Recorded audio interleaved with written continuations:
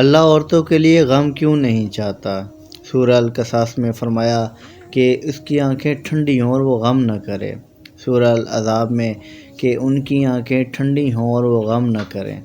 سورہ مریم میں تو اس نے اسے نیچے سے پکارا کہ غم نہ کر، اور سورہ القصص میں اور نہ ڈر اور نہ غم کر۔ آیت نے اس بات پر زور دیا ہے کہ عورت غم نہ کرے، کیونکہ اس کا غم گہرا ہوتا ہے، اس کے جذبات نازک ہوتے ہیں۔ غم اس کے حسن کو کھو دیتا ہے اور اسے کمزور بنا دیتا ہے۔ سائنسی طور پر غم ان کو غدود کو متاثر کرتا ہے جو خواتین کے ہارمونز خارج کرتی ہیں۔ کتنی ہی غمگین عورتیں ہیں جو ماں نہیں بن سکیں، کتنی ہی غمگین عورتیں ہیں جن کے بال جھڑ گئے، اور کتنی ہی غمگین عورتیں ہیں جن کا رنگ پیلا پڑ گیا۔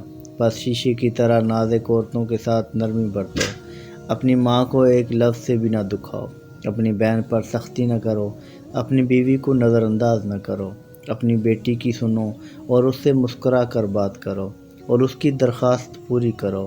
اللہ کے قریب ہونے کے لیے ان کے ساتھ احسان کرو اور ان کے دلوں کو نہ دکھاؤ، کیونکہ عورتوں کی عزت وہی کرتا ہے جو عظیم ہوتا ہے، اور ان کی توہین وہی کرتا ہے جو حقیر ہوتا ہے۔